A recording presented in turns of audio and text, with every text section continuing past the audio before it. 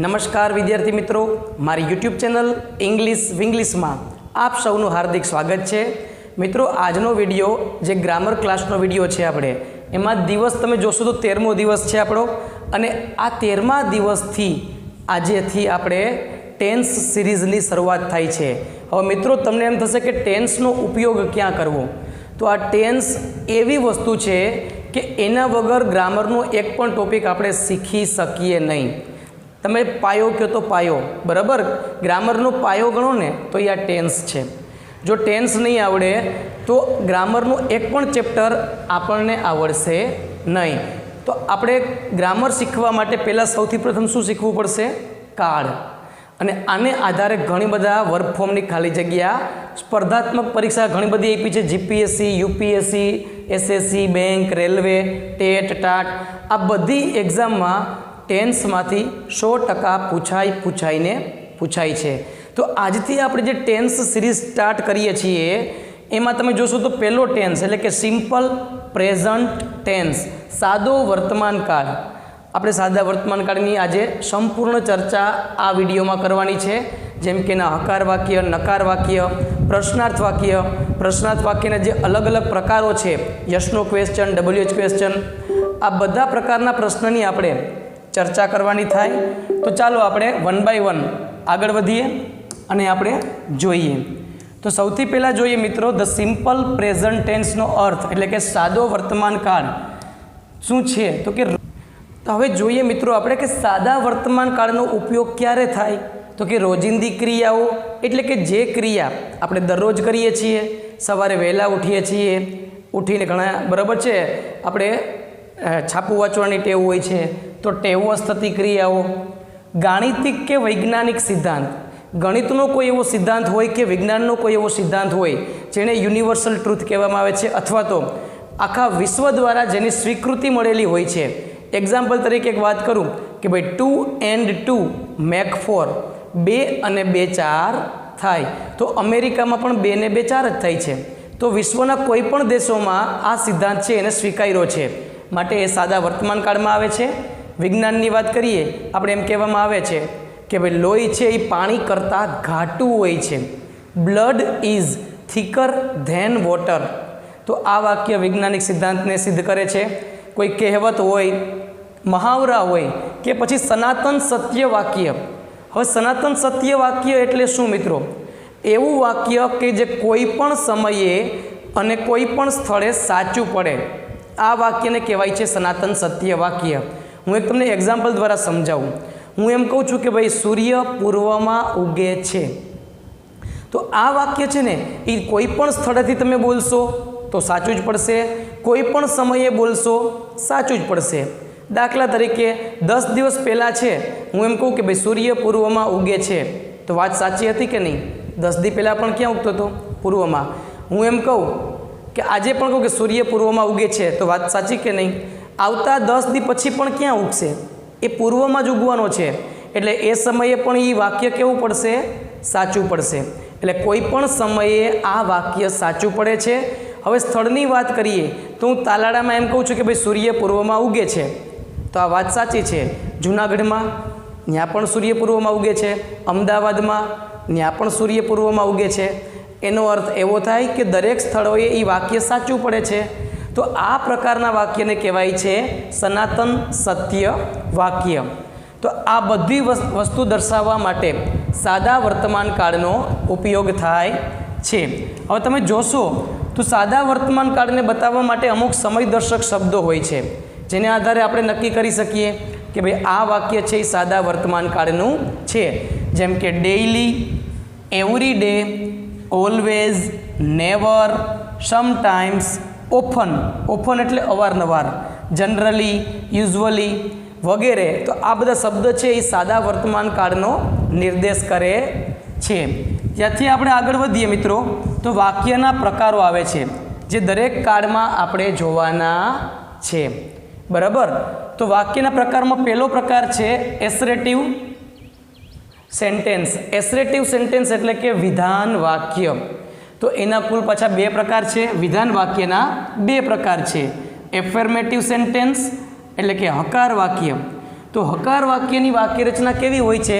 તો સૌથી પહેલાં એમાં કર્તા હોય, ત્યાર પછી ક્રિયાપદ, તેના પછી કર્મ અને લાસ્ટમાં અન્ય શબ્દ. તો મિત્રો યાદ રાખજો, કોઈ પણ કાળમાં હકાર વાક્યની વાક્ય રચના આ જ પ્રકારની જોવા મળે છે. બરાબર, કે સૌથી પહેલાં કર્તા, ત્યાર પછી ક્રિયાપદ, પછી કર્મ અને લાસ્ટમાં આવે છે અન્ય શબ્દ. જેમ કે અહીંયા એક્ઝામ્પલ મેં તમને આપ્યું છે અંગ્રેજીમાં કે ભાઈ Vivaan it's dabeli in the kitchen, આવું વાક્ય છે. તો વિવાન છે એ કોણ છે? એને કહેવાય કર્તા. ઇટ્સ છે એને કહેવાય છે ક્રિયાપદ, દાબેલી છે કર્મ છે, અને આ છે એને કહેવાય અન્ય શબ્દ. અંગ્રેજીમાં વાત કરીએ તો કર્તાને ઇંગ્લિશમાં કહેવાય છે સબ્જેક્ટ, ક્રિયાપદને ઇંગ્લિશમાં કહેવાય છે વર્બ, કર્મને અંગ્રેજીમાં કહેવાય છે ઓબ્જેક્ટ, અને આને કહેવાય અધર વર્ડ્સ.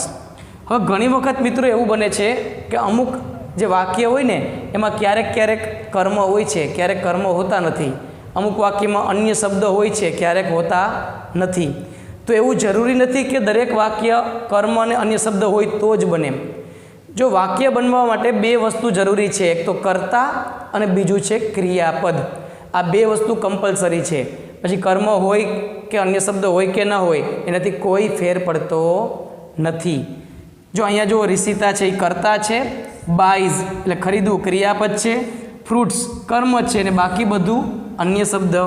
આમાં ધ્યેય કર્તા, પ્લે ક્રિયાપદ, ચેસ કર્મ અને ઇન ધ ક્લબ અન્ય શબ્દ આપેલા છે. તો મિત્રો આ સાદા વર્તમાન કાળની હકાર વાક્યની વાક્ય રચના થઈ. બરાબર છે, જે એકદમ સહેલું છે. હવે આપણે હકારમાંથી નકાર કઈ રીતે બનાવવા એ આપણે સ્ટેપ બાય સ્ટેપ જોશું. હવે આમાં આપણે જે વાત કરી હતી એને અલગ અલગ સ્ટેપની ચર્ચા કરીએ. દરેક કાળમાં પછી આવું ચર્ચા કરવામાં આવશે નહીં, કારણ કે એ બધી વસ્તુ સેમ હોય છે. તો કર્તા તરીકે જે વાત કરીએ, કોઈ પણ વાક્યની શરૂઆતમાં કોણ હોય છે? તો કે કર્તા હોય છે. તો કર્તા તરીકે હંમેશા નામ કે સર્વનામ આવે છે. આ બેમાંથી એક જ વસ્તુ હોઈ શકે મિત્રો, યાદ રાખજો. જો નામ હોય તો નામ હોય, પણ સર્વનામ કેને કહેવાય? તો કે એમાં આટલા સર્વનામ તમને કર્તા તરીકે જોવા મળશે. જેમ કે આઈ એટલે પહેલો પુરુષ, વી એટલે કે બીજો પુરુષ, પહેલો પુરુષ બહુવચન, યુ છે એ બીજો પુરુષ એકવચન અને યુ બીજો પુરુષ બહુવચન, હી, સી અને ઇટ આ ત્રણે ત્રણ છે ને એને કહેવાય છે ત્રીજો પુરુષ એકવચન, અને ધ્યેયને કહેવાય છે ત્રીજો પુરુષ બહુવચન. તો મિત્રો તમને પ્રશ્ન થશે કે આ પુરુષ શું છે? તો એની થોડીક માહિતી લઈ લઈએ. પહેલો પુરુષ એટલે મિત્રો શું થાય ખબર છે? જે વ્યક્તિ બોલતો હોય એને કહેવાય છે પહેલો પુરુષ. હવે જો બોલનાર વ્યક્તિ એક જ હોય તો એના માટે આઈ આવે, પણ બોલનાર વ્યક્તિ એકારે બે બોલતા હોય તો એના માટે શું આવશે? વી. હું એકલો બોલતો હોય તો એમ કહીશ કે આઈ એમ અ ટીચર, પણ અમે બે વ્યક્તિ ઊભા હોય અને બંને અમે એમ કહીએ તો શું કહેવું પડશે? We are teachers. ક્લિયર? બીજો પુરુષ એટલે કે સાંભળનાર. જે સામેવાળો વ્યક્તિ એક સાંભળતો હોય તો યુ આવે, એક કરતાં વધારે સાંભળતા હોય તો પણ શું આવે? યુ. હવે ત્રીજો પુરુષ એટલે શું? તો કે બોલનાર અને સાંભળનાર એ સિવાયનો અન્ય જે વ્યક્તિ હોય કે વસ્તુ હોય એને કહેવાય છે ત્રીજો પુરુષ. હવે જો અન્ય વ્યક્તિ જે છે એ પુરુષ હોય તો હી આવે, સ્ત્રી હોય તો સી આવે, અને નિર્જીવ વસ્તુ કે પ્રાણી હોય તો ઈટ આવે. બરાબર? અને આ ત્રણે ત્રણ વસ્તુ જો એક કરતાં વધારે હોય તો ધ્યેય, જેને કહેવાય છે ત્રીજો પુરુષ બહુવચન. છે ને એકદમ સહેલું? બરાબર? તો આ હતી સર્વનામની વાત. તો નામ તરીકે બે વસ્તુ હોઈ શકે, કાં તો નામ અને કાં તો સર્વનામ. ક્લિયર છે? કરતા પછીનું બીજું સ્ટેપ આવે છે મિત્રો ક્રિયાપદ. કાળમાં સૌથી અગત્યનો કોઈ સ્ટેપ હોય ને તો એ ક્રિયાપદ છે. કારણ કે જેમ કાળ બદલાશે એમ માત્ર એક જ વસ્તુ એમાંથી બદલાશે, અને એ છે ક્રિયાપદ. કારણ કે દરેક કાળમાં ક્રિયાપદ અલગ અલગ હોય છે, અને એને આધારે જ આપણે કાળ નક્કી કરી શકીએ. જો અન્ય શબ્દ જે આપ્યા છે સમયદર્શક શબ્દ, એવરી ડે ને ડેઇલી ને, ક્યારેક હોય ક્યારેક ન પણ હોય, તો આપણે એ વાક્યનો કાળ નક્કી કેમ કરવો? તો ક્રિયાપદને આધારે. તમને ખબર હોય કે ભાઈ કયા કાળમાં કેવું ક્રિયાપદ હોય તો તમને કોઈ પણ વાક્ય આપશે ને તમે એનો કાળ નક્કી કરી શકશો. જેમ કે સાદા વર્તમાન કાળનું ક્રિયાપદ કેવું હશે? V1 એટલે કે ક્રિયાપદનું મૂળ રૂપ અથવા તો તેની પાછળ એસ કે ઈએસ પ્રત્યય લાગે.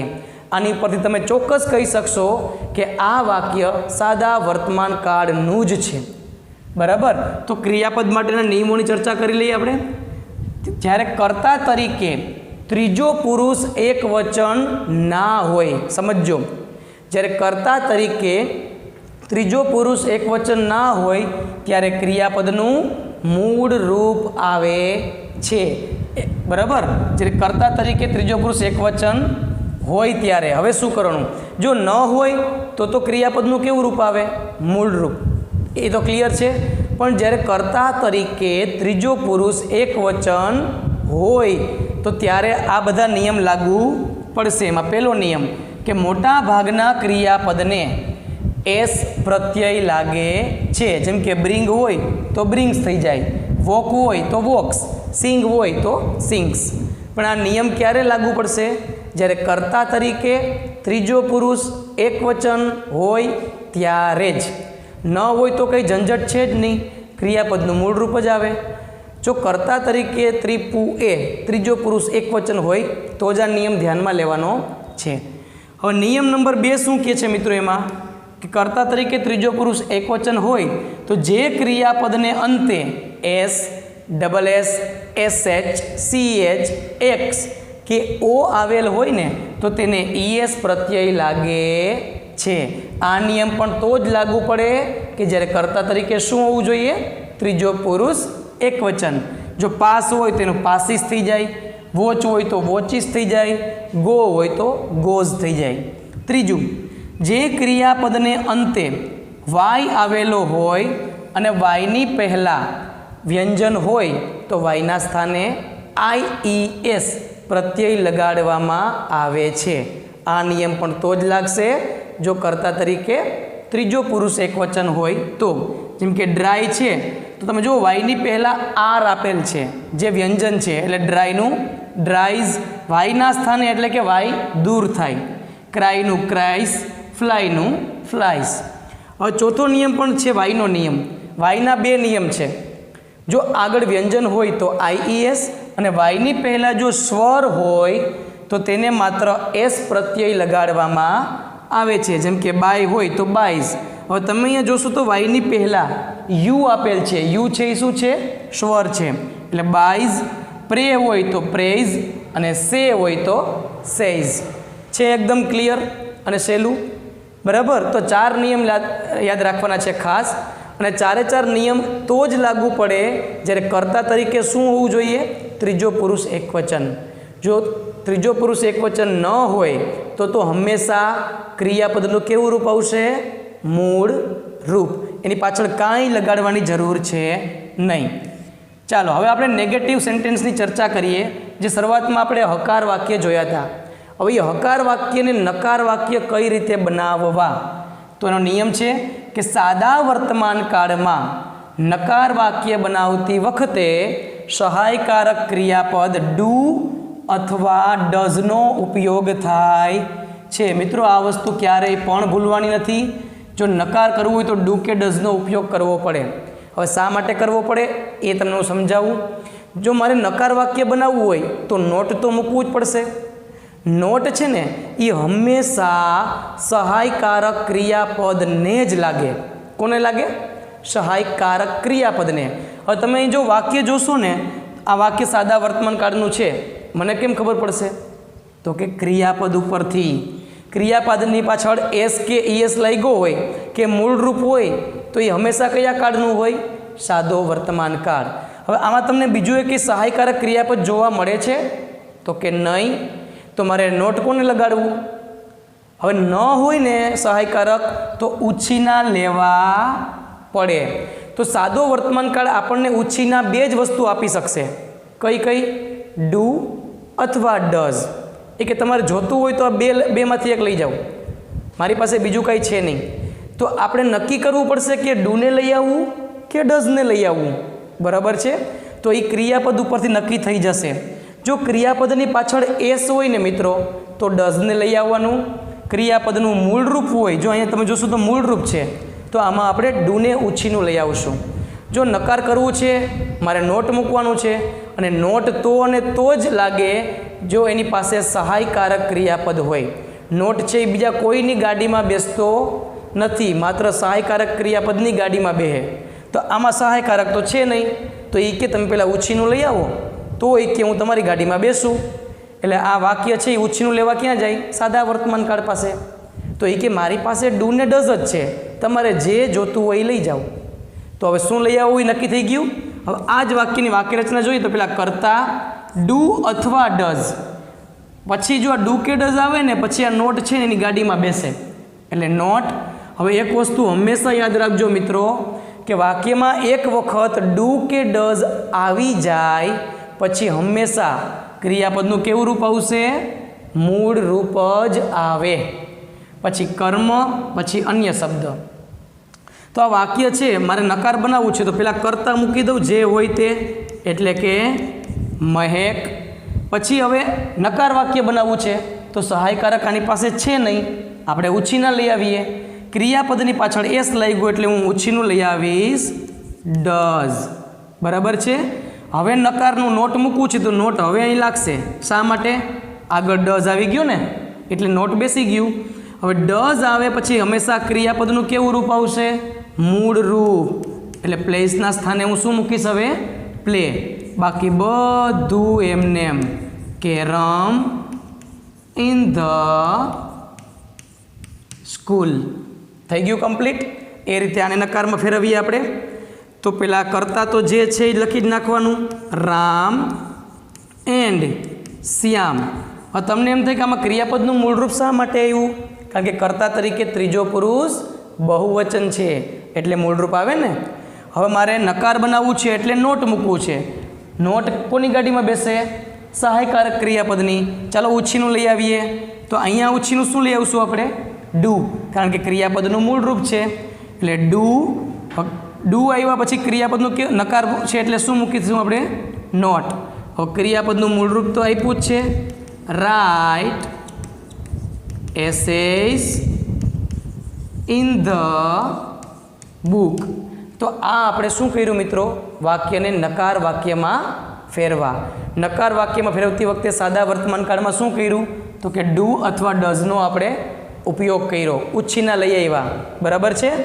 ચાલો આગળનું સ્ટેપ શીખીએ મિત્રો. હવે વાક્યના પ્રકારોમાં બીજો પ્રકાર ઇન્ટરોગેટિવ સેન્ટેન્સ. પહેલો પ્રકાર હતો ને કે વિધાન વાક્ય. વિધાન વાક્યના બે પ્રકાર જોયા, હકાર વાક્ય, નકાર વાક્ય. હવે આવે છે ઇન્ટરોગેટિવ સેન્ટેન્સ, જેને કહેવાય છે પ્રશ્ન વાક્ય. તો આ પ્રશ્ન વાક્યના બે પ્રકારો છે, યસનો ક્વેશ્ચન. તો પહેલાં આપણે યસનો ક્વેશ્ચનની ચર્ચા કરીએ. તો આવું નામ શા માટે પડ્યું હશે યસનો ક્વેશ્ચન? તો મિત્રો આ બધા પ્રશ્ન એવા હોય છે કે જેનો જવાબ હા અથવા નામાં જ આવે, બીજો કોઈ જવાબ આપી શકાય નહીં. તો યસનો ક્વેશ્ચનની શરૂઆત હંમેશા સહાયકારક ક્રિયાપદથી જ થાય. એટલે કે જે પ્રશ્ન વાક્યની શરૂઆત સહાયકારક ક્રિયાપદથી થતી હોય ને તેને યસનો ક્વેશ્ચન કહેવાય. તેના પછી કરતા, ડુ ડઝ આવી ગયું એટલે હંમેશા ક્રિયાપદનું કેવું રૂપ આવશે? મૂળ રૂપ. પછી કર્મ, અન્ય શબ્દ, અને છેલ્લે પ્રશ્નાર્થ ચિહ્ન. એટલે કે આ ચોટલાને ભૂલવાનો નહીં, નહીંતર તમારો માર્ક્સ કટ થઈ જશે. હવે આપણે પ્રેક્ટિસ કરી લઈએ એની કઈ રીતે પ્રશ્ન વાક્યમાં ફેરવવા. તો આપણે પહેલું જ સ્ટેપ છે. જો સ્ટેપ યાદ રાખજો, હું તમને જે સ્ટેપ આપું ને એ સ્ટેપ ભૂલશો નહીં ને તો તમને એકેય કાળમાં ભૂલ આવશે નહીં. એની જવાબદારી મારી. શું યસનો ક્વેશ્ચનનું પહેલું સ્ટેપ? તો કે સહાય. પહેલાં તો કાળ નક્કી કરવાનો મિત્રો. અત્યારે આપણે સાદો વર્તમાન કાળ શીખીએ છીએ એટલે કાળ નક્કી છે, પણ જ્યારે મિક્સમાં વાક્ય આપેલા હોય તો કાળ કેમ નક્કી કરશું? ક્રિયાપદ ઉપરથી. તો ક્રિયાપદની પાછળ જો એસ લઈ ગયો એટલે કાળ નક્કી થઈ ગયો, સાદો વર્તમાન કાળ. તો મારે તરત જ નક્કી કરવાનું કે એમાં સહાયકારક કયું ઉછીનું લેશું? અહીંયા એસ લઈ ગયું છે એટલે ડઝ. તો હું વાક્યની શરૂઆતમાં સહાયકારક ક્રિયાપદ કયું લખીશ? ડઝ. મિત્રો આ હું તમને જે સ્ટેપ આપું ને યાદ રાખજો કે સહાયકારક ક્રિયાપદ મૂક્યા પછી તરત જ એક જ કામ કરવાનું છે. શું? તો કે વાક્યની શરૂઆતમાં વહી જવાનું. ક્યાં વહી જવાનું? ઘરે નહીં, વાક્યની શરૂઆતમાં. અને પછી રસ્તામાં આવતું જાય ને એ બધુંય લેતા જશો ને એટલે તમારે કોઈ દી ખોટું નહીં પડે. જો આપણે જોઈએ, પહેલાં મેં ડઝ મૂક્યું, હવે હું ક્યાં વયો ગયો? વાક્યની શરૂઆતમાં. તો સૌથી પહેલાં કોણ આવ્યું? રાહુલ. તો ચાલો હું લખી નાખું છું રાહુલ. હવે આપણને હવે સિંગ્સ આવ્યું, પણ મારે અહીંયા સિંગ્સ લખાય નહીં, કેમ કે ડઝ આગળ બેસી ગયું. ડુ કે ડઝ આવે પછી હંમેશા ક્રિયાપદનું મૂળ રૂપ એટલે સિંગ, પછી એ. હવે અહીંયા મિસ્ટેક છે મિત્રો, અહીંયા સિંગ ના આવે, અહીંયા સોંગ હોય છે. બરાબર? Song on the stage. છેલ્લે શું નહીં ભૂલવાનું? ચોટલો. ચાલો સેમ વસ્તુ પહેલાં કાર્ડ નક્કી કરીએ. તો અહીંયા ક્રિયાપદનું કેવું રૂપ છે? મૂળ રૂપ છે, એટલે કે સાદો વર્તમાન કાળ. તો પહેલું સ્ટેપ આપણે યસનો ક્વેશ્ચનનું છે, સહાયકારક ક્રિયાપદ મૂકવું. મૂળ રૂપ હોય તો શું ઉછીનું આપશે આપણે? ડુ. એટલે હું વાક્યની શરૂઆતમાં ડુ લખી નાખું. આટલું કર્યા પછી વાક્યની શરૂઆતમાં વહી જવાનું અને રસ્તામાં જે આવતું જાય બધું લેતું જવાનું.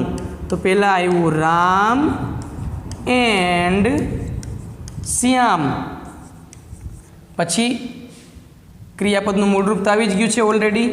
Win the match. પ્રશ્નાચિહ્ન કોઈ દિવસ ભૂલવાનું નહીં.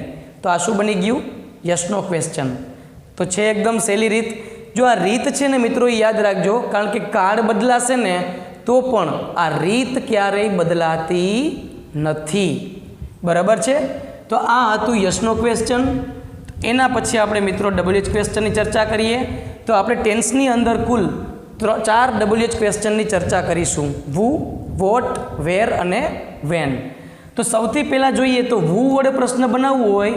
હવે આ WH ક્વેશ્ચન મિત્રો એવા છે કે WH ક્વેશ્ચન બનાવીએ ને એટલે આપેલા વાક્યમાંથી કંઈક ને કંઈક વસ્તુ દૂર થાય. જો યસનો ક્વેશ્ચનમાં કંઈ દૂર થતું નહોતું, આમાં નીકળી જશે.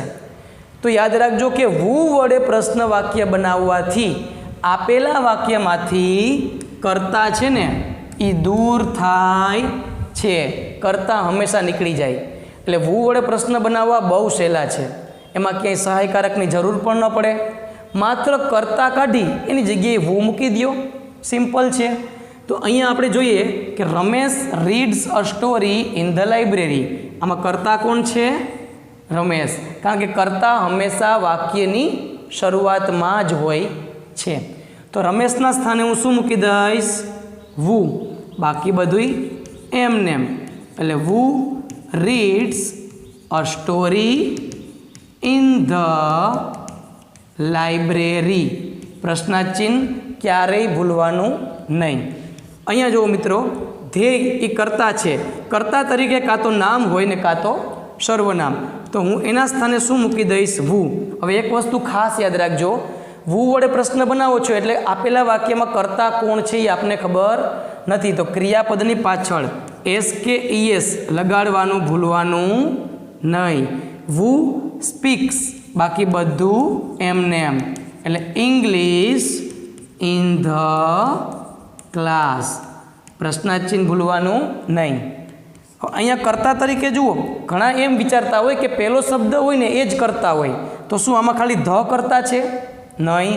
જો ખબર ન પડે ને તો એની એક ટ્રીક છે કે ક્રિયાપદની આગળ જેટલું હોય ને એ બધું કરતા.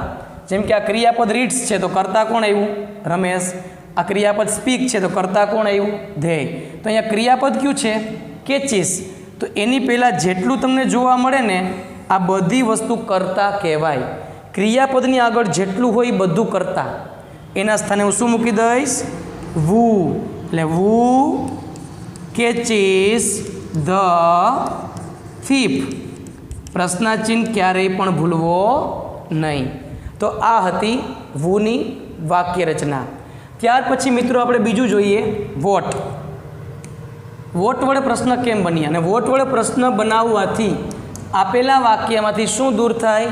તો કે આપેલા વાક્યમાંથી કર્મ દૂર થાય છે. હવે કર્મને દૂર કરવું હોય તો પહેલાં કર્મને શોધવું પડે. તો કર્મને શોધવા માટેની મેં અહીંયા ટ્રીક આપી છે કે ક્રિયાપદને શું વડે પ્રશ્ન પૂછવાથી કર્મ મળે. તમારે જેને દૂર કરવું છે એને શોધવું તો પડશે ને. તો એને કેમ શોધશું? તો કે ક્રિયાપદ જે હોય ને, દાખલા તરીકે અહીંયા ક્રિયાપદ બ્રિંગ છે, એને શું વડે પ્રશ્ન પૂછીએ? બ્રિંગ એટલે લાવવું. શું લાવવું? તો જવાબ આવશે બોક્સિસ. જવાબ મળ્યો ને, તો જે જવાબ મળ્યો ને એને કર્મ કહેવાય. તો બોક્સિસ છે એ નીકળી જશે. હવે સ્ટેપ યાદ રાખજો મિત્રો WH ક્વેશ્ચનના. વોટ, વેર અને વેન ત્રણેયમાં સેમ છે. જેના વડે પ્રશ્ન બનાવવો હોય એ શબ્દ પહેલાં લખવાનો. લખી નાખો. બીજું સ્ટેપ સહાયકારક ક્રિયાપદ મૂકવું. બીજું સ્ટેપ સહાયકારક. તો હું કયું લઈ આવીશ ઉછીનું? અહીંયા એસ લગાડેલ છે એટલે હું તો ડઝને લઈ આવીશ. હવે તમને હમણાં ખબર છે કે યસનો ક્વેશ્ચનમાં આપણે જોયું હતું કે સહાયકારક ક્રિયાપદ મૂક્યા પછી આપણે એક જ કામ કરીએ છીએ. શું? વાક્યની શરૂઆતમાં વહી જવાનું, રસ્તામાં આવતું જાય એને લેતું જવાનું, પણ જે નીકળે એને કાઢી નાખવાનું. ચાલો જોઈએ. તો પહેલાં મને હી મળ્યો. હવે ડઝ આવ્યું એટલે બ્રિંગ્સનું મારે શું લખવું પડે? બ્રિંગ. બોક્સિસ તો નીકળી ગયું. વધ્યું શું? તો કે ફ્રોમ ધ શોપ. અને પ્રશ્નાચિહ્ન ક્યારેય ભૂલતા નહીં. તો વોટ વડે પ્રશ્ન બની ગયું. ક્યાં અઘરું છે? ચાલો હજી એક પ્રેક્ટિસ કરી લઈએ. My brothers buy a car from the showroom. હવે વોટ વડે પ્રશ્ન બનાવવું એટલે કર્મ શોધીએ. મોટા ભાગમાં કર્મ છે ને એ ક્રિયાપદની પછી જ હોય. ક્યાં હોય?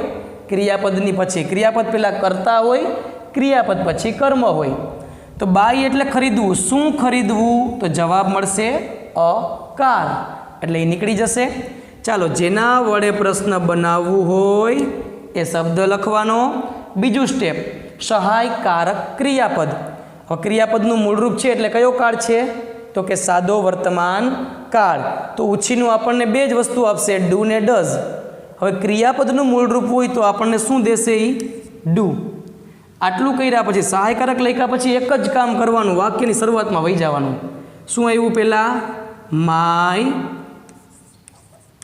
Brother. What do my brothers.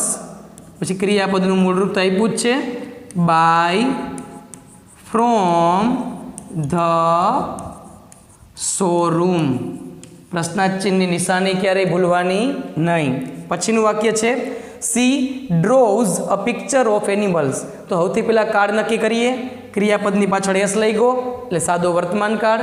હવે કર્મ શોધીએ, કારણ કે મારે શું વડે પ્રશ્ન બનાવવું?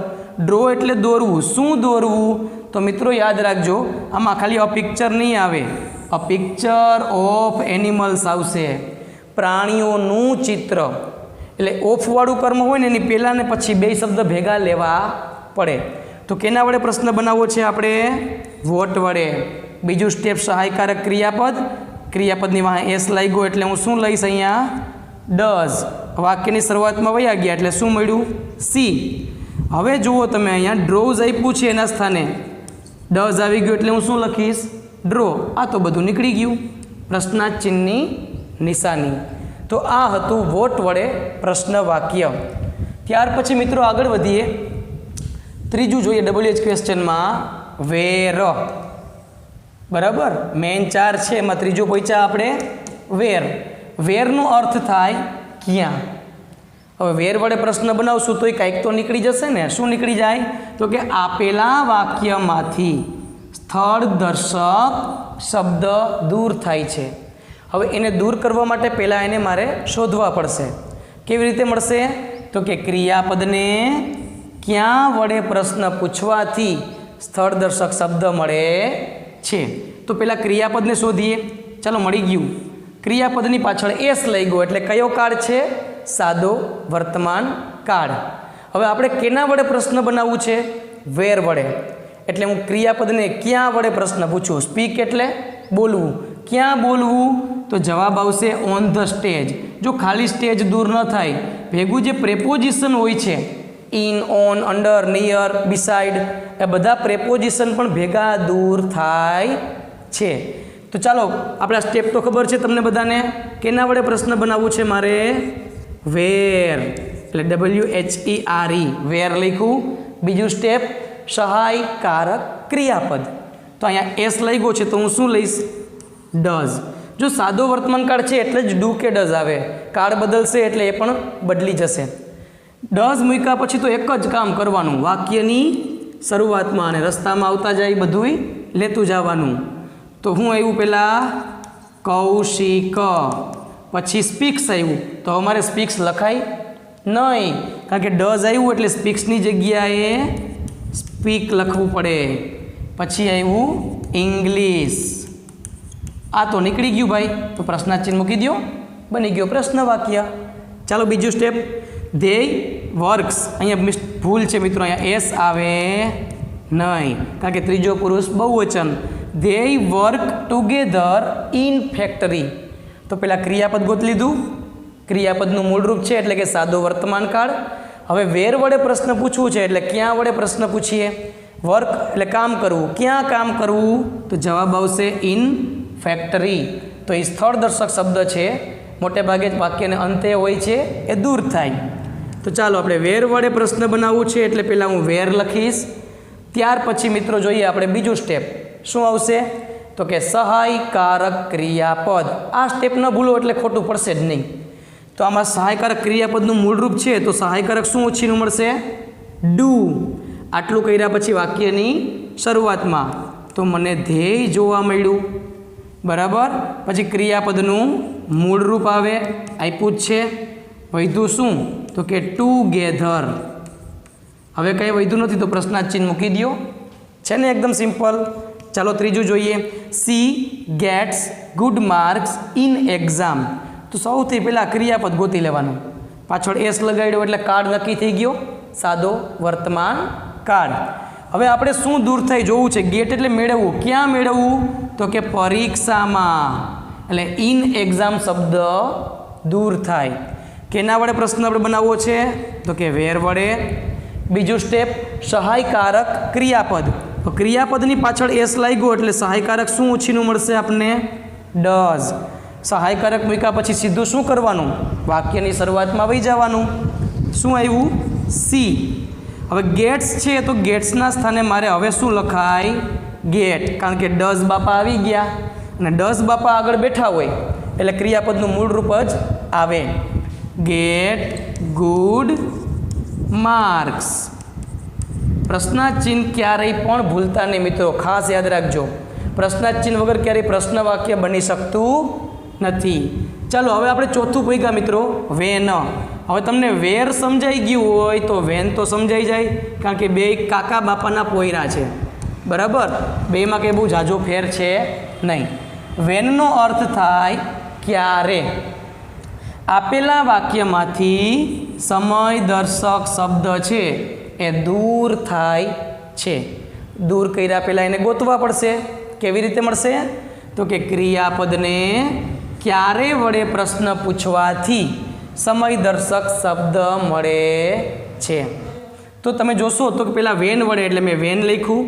બીજું સ્ટેપ છે સહાયકારક ક્રિયાપદ એટલે ડઝ આવે. આટલું કર્યા પછી શું કરવાનું? તો કે વાક્યની શરૂઆતમાં વહી જવાનું. બધામાં આ જ કરવાનું છે આપણે.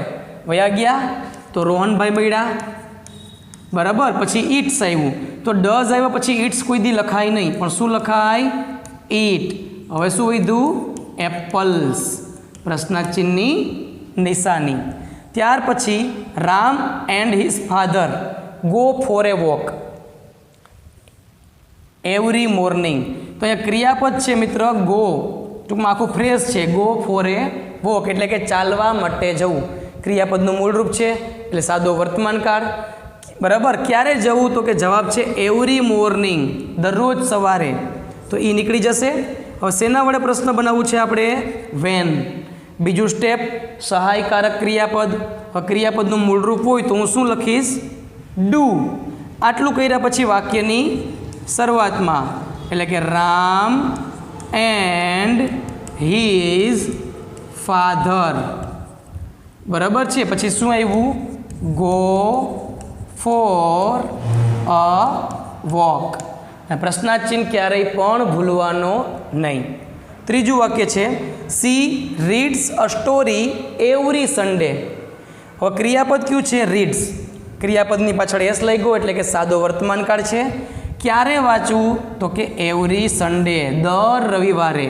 એ દૂર થશે. તો કેના વડે પ્રશ્ન બનાવવું છે આપણે? વેન વડે. પછી બીજું સ્ટેપ સહાયકારક ક્રિયાપદ. તો શું આવશે હવે? ડઝ, કારણ કે પાછળ એસ લાગેલો છે. આટલું કર્યા પછી વાક્યની શરૂઆતમાં જઈએ એટલે સી મળશે. ડઝ આવ્યું એટલે રીડ્સના સ્થાને શું મૂકીશું? Read a story. પ્રશ્નાર્થ ચિહ્ન ક્યારેય પણ ભૂલવો નહીં. તો મિત્રો આ 4 WH ક્વેશ્ચન જોયા: વુ, વોટ, વેર અને વેન. તેના પછી હવે આગળ વધીએ. મેઇન વસ્તુ અહીંયા સાદા વર્તમાનકાળની પૂરી થઈ ગઈ. હવે જોઈએ કે સ્પર્ધાત્મક પરીક્ષામાં ટેન્સમાંથી કઈ રીતે ખાલી જગ્યા પૂછે છે એની ચર્ચા કરીએ. હવે આ બધી ખાલી જગ્યા મિત્રો એવી છે કે જે અલગ અલગ સ્પર્ધામાં પૂછાયેલી છે. તો આપણે સોલ્વ કરતા જઈએ, તમને ખ્યાલ આવે.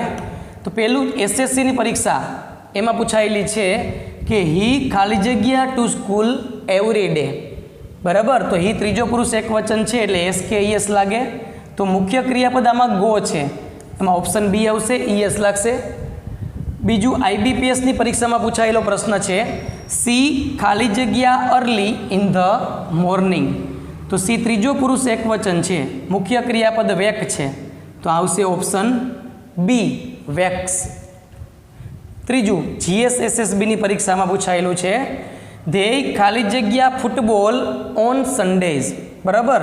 તો ધ્યેય ત્રીજો પુરુષ બહુવચન છે એટલે ક્રિયાપદનું કેવું રૂપ આવે? મૂળ રૂપ.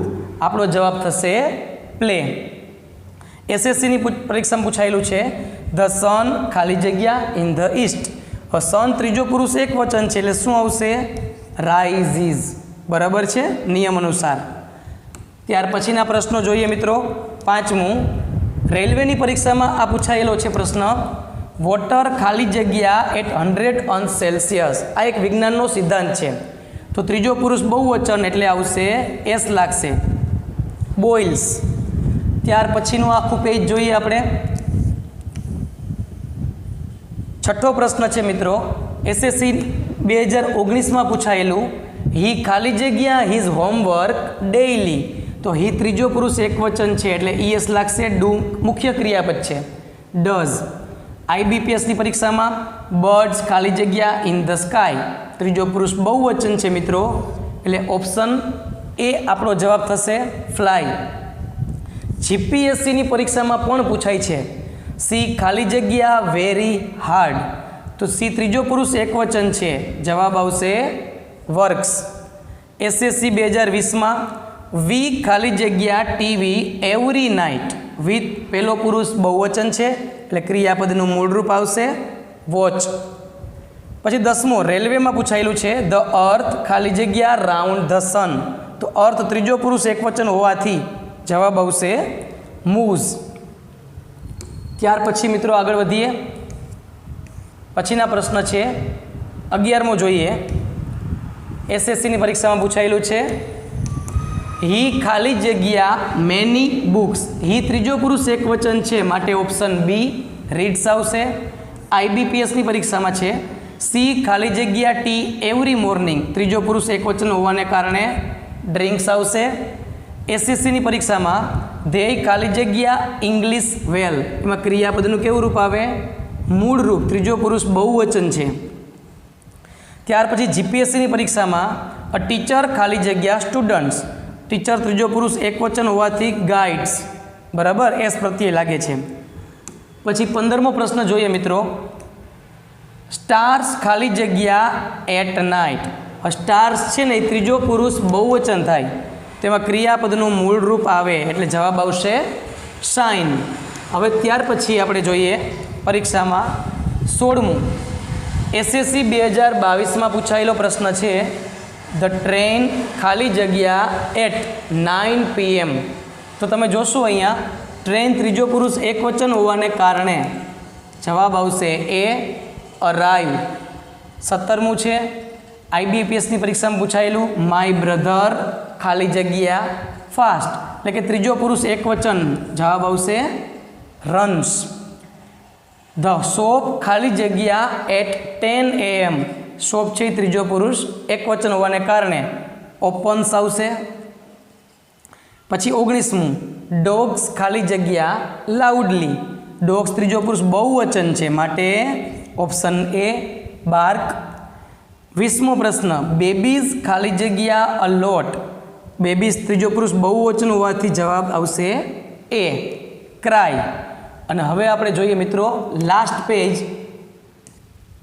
21મો પ્રશ્ન છે જે જીપીએસસીમાં પૂછાયેલો પ્રશ્ન છે.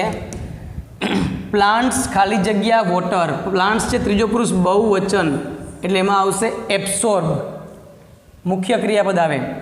પછી 22મો પ્રશ્ન, ધ બસ ખાલી જગ્યા ફ્રોમ ધીસ સ્ટોપ. ત્રીજો પુરુષ એક વચન એટલે કે આવશે લીવ્સ. બરાબર છે, એને VES લાગે.